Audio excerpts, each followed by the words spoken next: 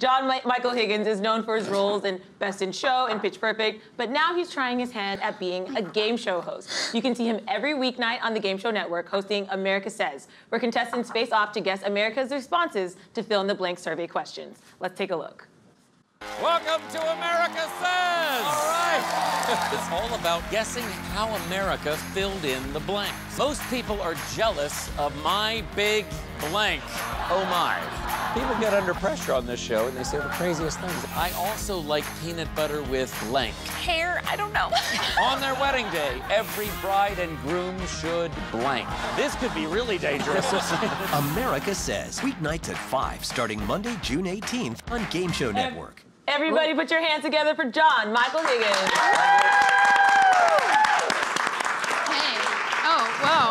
What's going on? Sorry I overdressed. No, you didn't. No, we love it. Are you saying I look too cash? You know what? Yeah. Is that a diss towards me? Where's your tie? Oh, Fun fact, it's actually Dress Up Friday here. Is it? So a lot of our crew is dressed up in suits today, so you are perfectly dressed. I did notice that. We were not on the email, though. Yeah, they didn't tell us about They didn't tell you. They did. They didn't tell us about it. So, okay, so we have to get into this show. I'm a huge game show person. Yeah. I love them. And I got to watch America Says, and my vibe is that it's sort of like when Mad Libs and crossword puzzles have a baby. So how would you describe it? That's good. You know, I haven't heard that. That actually is maybe better than what I had. People always compare it to Family Feud because it's a survey show. Yes. We ask a question out, and America tells us, I don't know who they are, but they tell us what the answer is. I don't know how they do that either. They shout it loud or something so everyone can hear.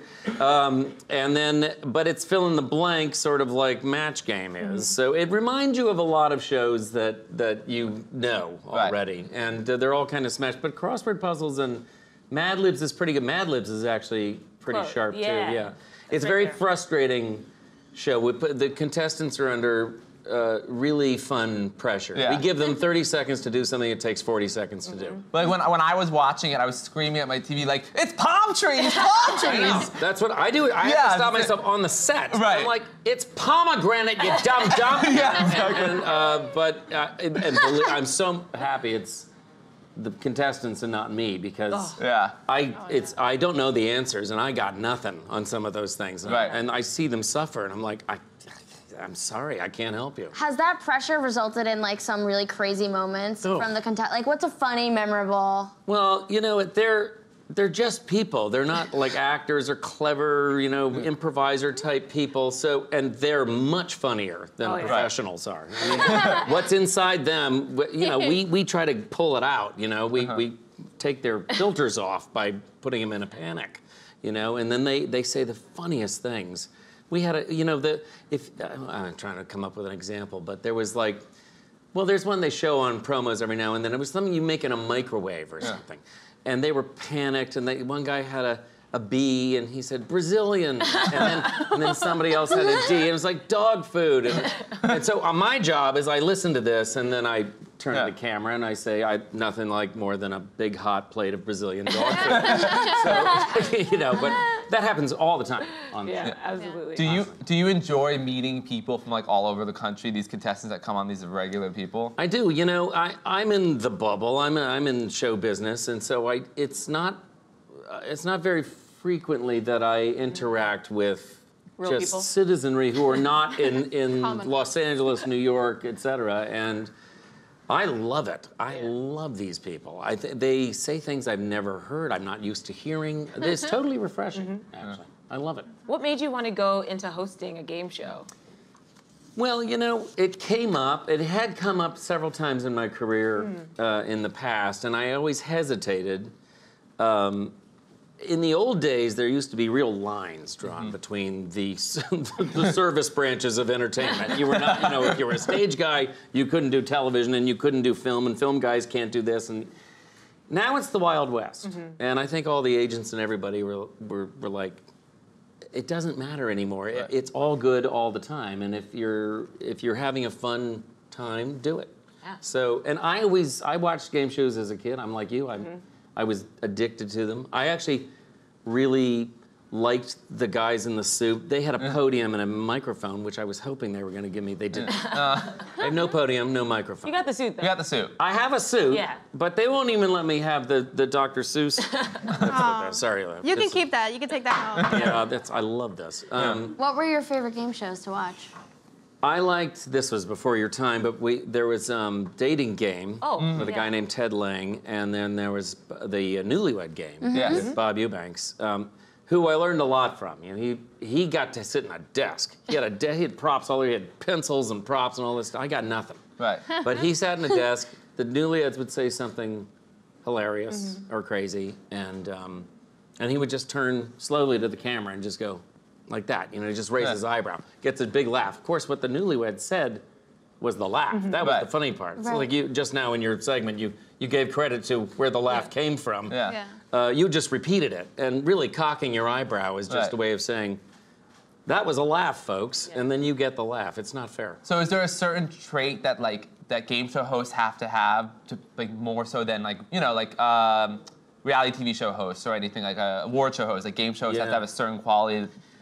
I would say, you know, I think part of the reason they were interested in using me is because I do a lot of improvisation in my career and stuff, and the types of films that I do, and so there's a big element of being fast on your feet. But the more important part of improvisation to me, it's good acting. It's 90% listening. Right. If you're listening, you're going to say something good.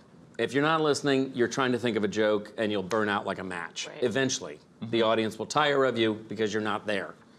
You're somewhere else. You know, if you're in, they love you. Right. And that's the game show. Every contestant I talk to before the show starts. There are 8 of them on the stage. I go and I shake hands and I talk to each one of them. Just get a vibe going, you know. And if you can do that, then I won't say anything terrible. I mean, I'll be fine, and they'll be fine, you know, and they feel comfortable. So. That's awesome. It works. So when did you start improvising? I did not start as an improviser or a comedian. I was a stage actor for 20-something years. Classics, Shakespeare, Shaw, that sort of stuff. The idea that I went into comedy at all is still... That's so amazing. Good at it. And you're... That's so Well, funny. it's like, you know, I did comedy, but it was certainly not my gig, you know, and now I'm just like, well, for the last like 20, 30 years, that's it. I'm just a comedic actor, which if you'd told me that before, I would have laughed in your face. Yeah, yesterday we were talking about comedic actors going into dramas and how hard that is, and I would have never guessed that you came from a like serious background, because just looking at you, I'm like, LOL. Yeah, well, okay, good. Right away. It could just be that's the products that I've made, and that they were funny films and stuff. Yeah. But honestly, it's still a surprise to me that that's what I am. That's what I do. What surprised me is The Breakup is one of my favorite movies, and your role in that, for me, is like the real takeaway with the Tone Rangers. But what I read is that you actually like constructed that music, right? Sure. So you're very musical naturally. I am. I have a whole music component to my thing. I always am fast to say that it's an avocation, not a vocation for me. I use it in my work. I have a good ear. I'm a pretty good vocal arranger and all that. But I leave it to the professionals for that. But that was just an improvised, funny scene that involved music, and I don't know. great, I was though. trying things that I thought might be funny. Many of them were not funny. This is what you did not see, you know, and that's the nature of that type of work. I mean, in the Christopher Guest things, which were all improvised, you know, there's a lot of things you're not seeing. You know, there is some sausage making in those movies, and in all improv that's on film. On stage, you can't hide. You make a mistake, you say something that's not funny, you have to account for your crappiness. You just you have responsibilities. On film, the responsibility generally belongs to editors. Thank God for them. Yeah. Well, speaking of music, you also were in the Pitch Perfect movies, which we all love. Yes. Great. How much fun did you have working with Elizabeth Banks as the announcer? Well, yeah, there we are. You know what? Great. Let's say this. I don't think they should have paid us ever. I think it was probably an unwise thing to do. They could have saved the money. Yeah. And Liz is an old friend of mine, and she, you know, the whole thing is crazy. I was doing something else. I was actually here in New York doing an episode of The Good Wife. She calls up. She says, "Michael, you want to come down to Baton Rouge and improvise for a day on this thing?" She's the producer of the film with her husband Max. I know them both. We did some movies together or something. I can't remember what we did. And I was like, I have a family. I'm running home. I said, hey, I'll figure it out. I worked there. We went and we to Baton Rouge. I worked on Pitch Perfect one day. Wow. Oh. Yeah, and just kept changing my tie. Was that? I think that's Pitch Perfect 1. That looks like the first one. See how young I am? Yeah. And I didn't have anything. I had a tennis ball that I'm looking at, and I'm like, what's going on? They're like, it's a girl. She's throwing up in the middle of an a cappella concert. I was like, why? Why did you throw up? What a silly thing to do. So say something funny. All right, so that was it. And the movie turns out to be a hit. Three of them. Huge hit. You never know. Speaking of Pitch Perfect, we actually had Kay Cannon here yesterday. Oh, fantastic. And we asked her a lot of questions, but she actually had a really important question for you. So For me? Let's watch it. Kay does? Yeah. Oh my gosh. John, was there ever a line of dialogue that you said that you felt went too far? That's good. I It's like that. the shoulders. You can say anything on this show. Yeah, there's no censors. No, it's the people on the other end of the line. I don't want to get... There were many. There were many things. You know what? I'll say this. This is a bad answer, Kay, if you're watching. But, to get to the great line, this is a bit of the sausage making. You have to push and push and push. And that's why they close these sets often. I'm going to say things that are illegal, not funny, like not so much with the Me Too, whatever. There's 1,000 sand traps out there for performers. So you close the set down to make sure that I can push and push until I find just the sweet thing. It's going to be not on the other side of the envelope. It's going to be as far as you can go on this side of the envelope. That's the one the editor is going to grab, and that's the one they use. So about 50% of the things I say are not usable, not proper in polite conversation, but that's the gig. Yeah. I mean, that's how the work gets done. It's tricky that way. I mean, show business is funny that way. Especially with his tone. His tone is Well, so... yeah. Well, he says awful things anyway. Yeah, he says awful things. I mean, he's the least enlightened man in America, and that's when that's your job, be the least enlightened man in America. I'm gonna say a whole bunch of things that I shouldn't say, and then they'll find the one that's just right, So, Absolutely. Kay was good though. Kay really is a great writer, and she figured out once I got my thing going, she could figure out how to write me good stuff too. So there were also people handing me things, but for the most part, those were improvised. That was me, doing my thing. Well, it's so fun to watch. Best. Do you think we'll get a fourth one? I don't know. It's a mystery. These franchises, they make money. So why do you stop making money if you're making money? Yeah. So I guess Pitch Perfect 3 made. I don't know. It made a lot of money. I think it made a lot of money. Yeah. Probably. It did. Yeah. Wouldn't you think? I think so. I saw it. I loved it. Did you see it? Did you pay money for it? I paid some money for it. Did you pay money Oh, for yeah, it? I paid real money. You We paid all money? pay money. In New York City, we paid a lot of money. $100. Yeah. Got $100 out of you guys. Yeah, there you Exactly. go. You're welcome. Yeah, thank you. Thank you, Shannon. I knew I should have thanked you. You also were on one of my favorite shows the past 2 years, Great News, which was created by Tracy Wickfield. Yes. I absolutely love the show. Shout out Tracy. It's probably on Hulu if you guys haven't seen it. It's such a fun show, and you have a history of working with really great women. What was it like with Nicole Richie, sitting next to her being a newscaster? I'm telling you, Nicole was such a surprise. I don't know. I'm not a huge popular culture person. I don't really know what Nicole Richie ever was or did or whatever. So I had a very clean take on her. I would say her name, and it's loaded with connotations for people your age. I just didn't have it myself. And all of this, stuff. People say, "Oh, Nicole Richie." And I get on the set.